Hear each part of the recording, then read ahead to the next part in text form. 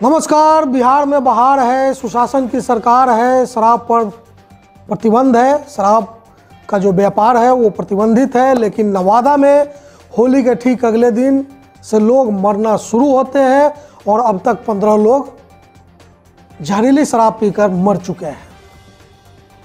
दूसरी तरफ ये तस्वीर देखिए, 4 बच्चे हैं जिन्होंने अपने पिता को मुखाग्नि दी है। ये मधुबनी के मोहम्मदपुर गांव की घटना है, जहां एक ही परिवार के 3 भाइयों को कुछ अपराधियों ने मार दिया। और ये अपराधी ऐसे हैं जिनकी सेना का नाम है रावण सेना। बिहार में कभी रणवीर सेना हुआ करता था, अब रावण सेना है।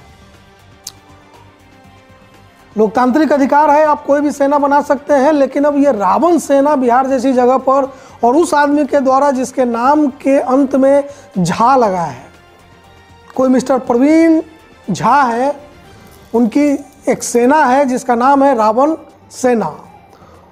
और मोहम्मदपुर घटना के वो मुख्य आरोपी हैं। जब मैंने मधुबनी ज़िले के ही कुछ सीनियर जर्नलिस्ट से जो कि दिल्ली में है उनसे बात की और ये जानने की कोशिश की कि आखिर रावण सेना है क्या, तो उनका कहना था कि ये लोग जो प्रवीण झा हैं ये लोग पहले बजरंग दल से जुड़े थे, बाद में इन्होंने अपनी रावण सेना बना ली।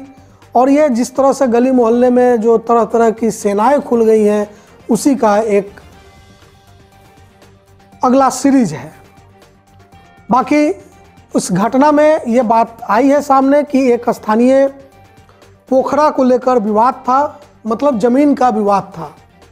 घटना का बिना विश्लेषण किए वो सिर्फ इसलिए कि जब मैंने पहले कहा कि बिहार में बहार है, वो ये सारी घटनाएं और इससे ठीक 1 महीना पहले जो मैंने आपको 4 बच्चों की तस्वीरें दिखाई जो सफ़ेद कपड़ों में है, इसको उत्तरी बोलते हैं, उत्तरी में हैं ये बच्चे जिन्होंने अपने पिता को मुखाग्नि दी है। अभी 10-15 दिन पहले चंपारण में मैं एक जगह है मटियरिया, वहाँ गया था। वहाँ भी इसी तरह का एक दृश्य दिखा था जहाँ पर पैक्स अध्यक्ष पवन गुप्ता की हत्या हो गई थी। वहाँ भी उनके 14-15 साल के बेटे ने उनको मुखाग्नि दी थी। मतलब कुल मिलाकर एक अच्छा नवादा की जो घटना है जहाँ 15 लोग मर चुके हैं जहरीली शराब से। ये बाइट है, आप सुनिए। उसके बाद नहीं उठा, पूरा नशा में था। हम सोचे उठ जाएगा मगर नहीं उठा। कौन थे आपके वो? मेरा पति। क्या नाम था उनका? दिनेश। कहिया पिए थे? परसों होली दिन। अच्छा, तो उसके बाद अच्छा तबीयत खराब हो गया था फिर? हाँ, तबीयत खराब हो गई। क्या फिर अब कहाँ गए थे? इलाज के लिए गए थे कहीं? हम सोचे उठ जाएगा, दारू पी ले तो होश हो जाएगा, मतलब नहीं हुआ, उसी सुतले रह गया। दारुए से मतलब हुआ? दारुए से। पुलिस आए थे यहाँ पर? नहीं कोई नहीं आए थे। कोई भी प्रशासन के आदमी पूछने कोई नहीं। अच्छा, तो दारू मैंने क्या हुआ था कि अंग्रेजी में कैसा? प्लास्टिक वाला। तो खाली वही पिए थे कि और लोग भी थे? नहीं, वही खा लिया। उसमें लगता है जहर मिलल था, जहरीला था। हाँ, तो और भी लोग उसमें गाँव के और भी लोग लिए थे? हाँ। इधर के और कितना लोग? जो लिया जो भी ऐसे ही पता नहीं उतना। क्या जी बोले? मतलब जो भी आदमी पिया तो वैसे ही हुआ। यहाँ पर 15 लोग की तो घटना हो। अच्छा, यहाँ आप लोग को क्या जानकारी क्या मिल रहा है आप लोग को? हमको जानकारी नहीं मिल रहा है, मगर हम आए तो ये सुनने में आ रहा है कि जो भी मतलब जो पिया है तो उसे कोई हालत हुआ। क्या हालत हुआ? मतलब जो डेथ कर गया इसी। ये पता चला कि कहाँ से वो लोग लाए थे? नहीं, तो हमको जानकारी नहीं। अच्छा, तो मैंने सब एक के लाए और वही उसी से सबका मौत हुआ? सब वही पिया, वही वाला पिया ना? अच्छा, कितने लोगों का आप लोग को मरने की जानकारी? कुछ लोग का नाम जानते हैं? हम नहीं नाम जानते, मगर जो आप लोग। अच्छा, आपके घर के जो थे उनका नाम? दिनेश नाम। अच्छा, क्या करते थे? वही दुकान में काम करते। कहाँ पर? अच्छा, ठीक। मतलब 10-12 लोग का सुन रहा है। पत्नी क्या नाम है? मेरा भाई है दिनेश नाम। और इनकी पत्नी का? तो आपने सुना, एक बाइट है जिससे ये साबित हो रहा है, लोग खुद ये एडमिट कर रहे हैं, मृतक की पत्नी, मृतक के भाई, मृतक के पिता, कि इन लोगों ने वो पाउच में जो शराब बनता है, जो जहरीली शराब, लोकल शराब होता है, वो आज खबर है कि वहाँ पर एक आसपास के इलाकों में पुलिस ने एक शराब बनाने की फैक्ट्री भी ध्वस्त की है। उस शराब का सेवन इन लोगों ने किया था और 14-15 लोगों की मौत हो गई। जबकि जब ये घटना होली के ठीक अगले दिन लोग मरना शुरू हुए तो प्रशासन का ने पहले इसको डिनाई किया और ये कहा कि किसी को डायरिया हो गया, कोई हार्ट अटैक से मर गया। बाद में जब पोस्टमार्टम रिपोर्ट में डॉक्टर्स ने ये पुष्टि कर दी कि नहीं, ये हुच ट्रेजेडी है, जहरीली शराब पीने से इनकी मौत हुई है, तो फिर प्रशासन ने भी माना, सरकार ने भी माना। जांच चल रही है, जांच की क्या रिपोर्ट आएगी तो आपको पता चल जाएगा। नहीं चलेगा तो भी कोई फर्क नहीं पड़ता है। लेकिन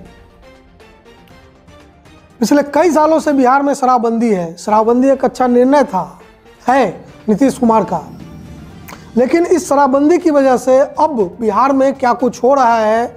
आए दिन गोपालगंज की घटना में हाल ही में कोर्ट का फैसला आया था, जिसमें बहुत कड़ा निर्णय फैसला सुनाया था कोर्ट ने। वहाँ भी जहरीली शराब से मौत हुई थी। अभी होली के आसपास बेगूसराय में, नवादा में तो 15 लोगों की मौत हुई। तो कमी कहाँ है? नीतीश जी की इच्छा शक्ति, उनके विजडम में सवाल नहीं है। तो सवाल कहाँ है कि आखिर क्यों जहरीली शराब, हुच ट्रेजेडी की घटनाएं नहीं रुक रही हैं? तो इसका मतलब है कि इम्प्लीमेंटेशन में, एग्जीक्यूशन में कहीं ना कहीं भारी दिक्कत है। ब्यूरोक्रेसी में कहीं ना कहीं कुछ अड़चन है जो नीतीश कुमार जी को स्वीकारना चाहिए। और अगर वो सचमुच वो है, हम जानते हैं कि वे वाकई शराबबंदी को लेकर काफ़ी सीरियस है और वो चाहते हैं कि शराबबंदी सफल हो, लेकिन वो कौन लोग हैं जो उनके इस विज़न को पूरा नहीं होने देना चाहते हैं? इसकी पहचान, इसकी आइडेंटिटी उनको करनी चाहिए और तत्काल उसके अकॉर्डिंग फिर रास्ता। अब दूसरी तरफ बात है अपराध की। जैसा मैंने बताया मधुबनी की घटना, देखिए मधुबनी मतलब कई लोग ये कहते हैं कि आपसी रंजिश था, स्थानीय विवाद था। देखिए इसमें एक और एंगल है ज़मीन का। बिहार में आज ज़मीन एक बहुत बड़ा कारण बन चुका है अपराध का। अब इस मधुबनी कांड में भी जो चीज़ें आ रही हैं सामने, उसमें भी ज़मीन विवाद है। पोखरा मतलब एक छोटा तालाब जो गांव का है, उसका विवाद है और इसमें बड़े बड़े लोग शामिल हैं। ये सब चीज़ें सामने आना बाकी है, आएंगी, छुपेंगी नहीं। वो अभी छुपी है, ठीक है, लेकिन लगातार बिहार में पिछले कुछ दिनों में जो बड़ी बड़ी हत्याएं हुई हैं बड़े बड़े लोगों की, जैसे मुजफ्फरपुर में पूर्व मेयर समीर कुमार की हत्या भी जो हुई थी, उसमें भी ज़मीन विवाद का एक एंगल था। इसी तरह मधुबनी की इस घटना में भी ज़मीन विवाद का एक एंगल है और इसमें बड़े बड़े लोग कहीं ना कहीं शामिल है। और अगर फ़िलहाल हमारे पास ऐसा कोई सबूत नहीं है, हम कोशिश करेंगे कि हम वहाँ जाकर उस मोहम्मदपुर गांव में लोगों से बात करें, पीड़ितों से बात करें। और लेकिन इसमें जो दिलचस्प चीज़ है, रावण सेना जैसी चीज़ें बताइए। ये एक नई संस्कृति पिछले कुछ सालों में हिंदुस्तान में पनपी है, सेना बनाने की। एक दौर था 90 से पहले का, जब ज़मीन बचाने और ज़मीन लेने के लिए सेनाएं बनती थी। लेकिन इस दौर में मतलब 21वीं शताब्दी में जब ये माना जा रहा था कि हिंदुस्तान बहुत आगे जा रहा है, इतने टेक्नोलॉजिकल एडवांसमेंट के दौर में हम पहुंच गए, तब इस तरह के जातीय या धार्मिक प्रतीकों या जातीय अस्मिता के प्रतीकों पर सेना।